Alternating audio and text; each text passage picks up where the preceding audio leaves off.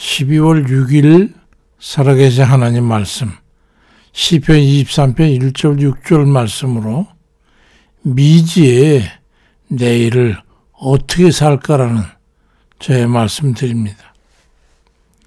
길건 짧건 살기가 힘들고 어려워서 한 번도 살아본 경험이 없는 그런 삶을 살아가는 우리들은 늘 그렇게 불안하고 두려운 삶을 살게 마련이죠. 그래서 파스칼은 그 팡세에서 하나님을 의지하지 않는 한 이성으로는 삶의 두려움에서 벗어날 길이 없다라고 그렇게 정의를 하고 있습니다. 철학적인 이성과 종교적인 그 믿음 사이에서 살아보지 않은 그 추론을 가지고 정의할 수 없는 그런 인생의 불확실성에 대해서 이성으로는 더욱 난해하게 하지만 하나님을 신앙하는 종교적 믿음으로 확신에 이르게 한다라고 그런 말을 합니다. 시편 23편 6절에 내 평생의 선하심과 인자하심이 정녕 나를 따르니 내가 여호와의 집에 영원히 살리로다 그리 말씀하고 있는데 우리는 믿음으로 앞날을 걱정하는 염려로부터 벗어나야 됩니다. 그 이유는 세 가지가 있습니다. 나를 지켜주시는 나의 하나님이 계시기 때문이죠. 시편 23편 6절에 내 평생의 선하심과 인자하심이 반드시 나를 따를 것이라고 하는 말씀입니다. 내가 어떤 처지에 있을지라도 하나님께서 선하심과 인자하심으로 뒤를 돌봐주실 것이라고 하는 그 믿음의 고백인 거죠. 시편 145편 20절에 여호와께서 자기를 사랑하는 자는 다 보호하시고 악인은 다 멸하시리로다 그리 말씀하고 있습니다.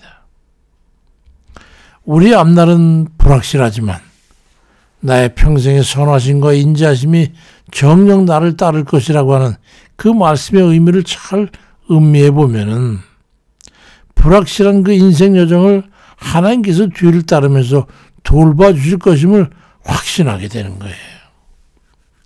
로마서 8장 28절에도 우리가 알거니와 하나님을 사랑하는 자 곧 그 뜻대로 부르심을 입은 자들에게는 모든 것이 합력하여 선을 이룬다고 말씀하고 있습니다. 사람들끼리 힘을 모으는 그런 합력이 아니라 하나님께서 뜻하시고 계획하시고 시행하시는 그런 모든 상황과 조건들을 동원하셔가지고 그의 자녀들에게 돌봄을 제공하심으로 선한 결과로 열매 맺게 하실 것이라는 그런 말씀입니다. 그러니까 우리들이 하나님 뜻대로 살아간다면 어떤 어려움이나 패배나 재난을 당한다고 할지라도 하나님께서 궁극적으로 선이 따라오게 하시는 거예요. 하나님께서 그를 사랑하는 자들에게 그렇게 역사하시는 분입니다. 우리가 슬픈 일들을 당할 때나 또 고통의 나날들 속에서도 하나님의 선하심을 좀처럼 느낄 수가 없지만은 예수님까지도 십자가상에서 나의 하나님 어찌하여 나를 버리셨나까라고 그 절규할 정도였으니 그럴 수밖에 없죠.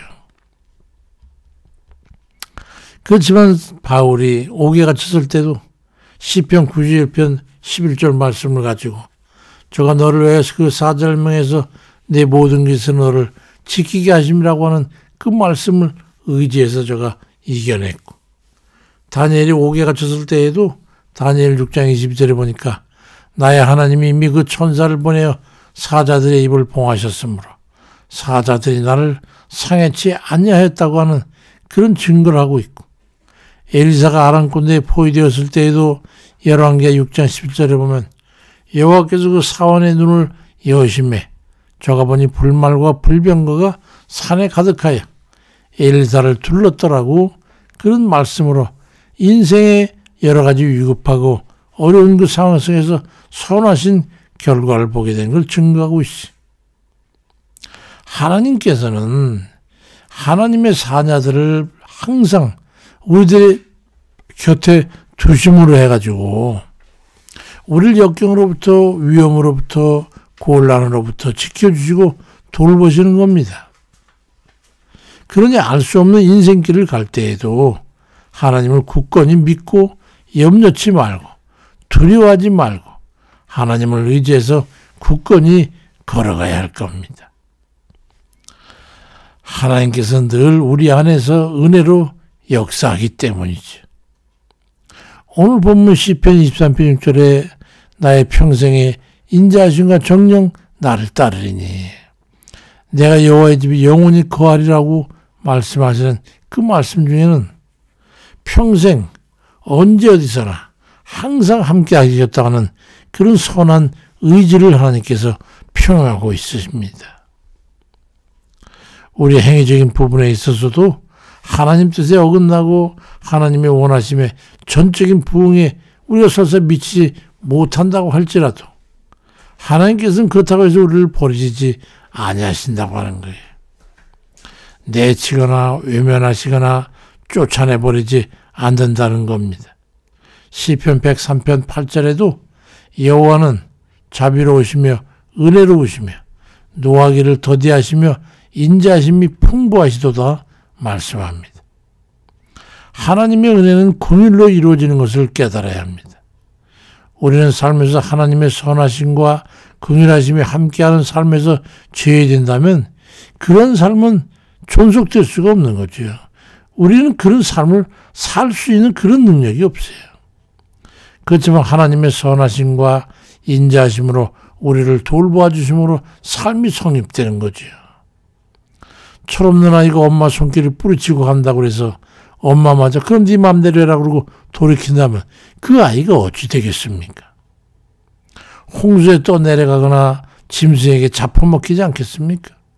그렇지만 하나님께서는 결코 우리의 곁을 떠나시거나 우리를 잘라버리시지 않는다는 거예요. 시편 14편 16절에도 그러므로 우리가 긍휼하심을 따라 바라 돕는 은혜를 얻기 위해서 은혜의 보좌 앞에 담대히 나아갈 것이라고 말씀합니다. 우리가 설사 죄를 지었다 할지라도 거기서 내 죄였으니까 다 틀렸구나 그럴 게 아니라는 거예요. 우리는 다시 하나님 앞에 나아가야 돼요. 주의 집에 영원히 살 수 있는 우리 길을 우리 주께서 허락하시기 때문에 나아가야 되는 거예요. 그 우리를 기다리는 천국이 있기 때문이죠. 하나님께서 한번 부르신 그 백성을 결코 버리지 않으신다는 것을 우리는 믿어야 합니다. 시편 23편 6절에 내 평생의 선하심과 인자하심이 영영이 나를 따르니 내가 여호와의 집에 영원히 살리로다 하는 이 말씀의 의미를 깊이 우리는 묵상하고 있어야 합니다. 어떤 분은 천주교의 교회를 다니며 신앙생활을 했는데 불신앙 지방으로 시집가서 신앙에서 떠나서 70평생이 넘는 세월을 살았지만 결국 나이 90이 다 돼서 결국 신앙을 회복하고 구원받는 걸 보았습니다. 또 어떤 이는 해병대 군 시절에 교회에 출석하며 세례까지 받고 했는데 월남전에 참전하면서도 생명을 보존하고 근데 그가 70이 넘어서야 병을 앓게 되면서 신앙을 회복하고 믿음을 고백하고 결국 그는 구원받고 사명할 땐 그런 모습으로 잠깐 살다가 주님 전에 이르는 것을 보았습니다. 우리 주변에서 극적인 구원을 받는 이들을 한번 천천히 살펴보십시오.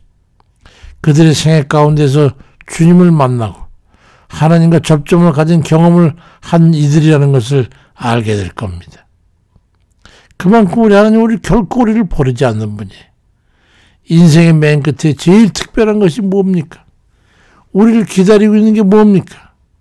바로 구원입니다. 영생 천국을 얻는 것이죠. 사도 바울도 고린도후서 5장 1절에 만일 땅에 있는 우리의 장막집이 무너지면 하나님께서 지으신 집, 곧 손으로 지은 것이야? 아니요. 하늘에 있는 영원한 집이 우리에게 있는 줄 안다고 하는 그런 말씀을 전하고 있고 베드로 사도도 베드로전서 1장 4절 6절에서 썩지 않고 더럽지 않고 쇠하지 아니하는 기업을 있게 하시니 곧 너희를 위하여 하늘에 간직하신 것이라. 너희가 말세에 나타내 그로 예비하신 구원을 얻기 위하여 믿음으로 말미암아 하나님의 능력으로 보호하심을 입었다고 하는 말씀하고 있습니다. 우리의 삶이 그리 만만하지 않다는 것을 우리 모두는 다 잘 알고 있는 사실이죠.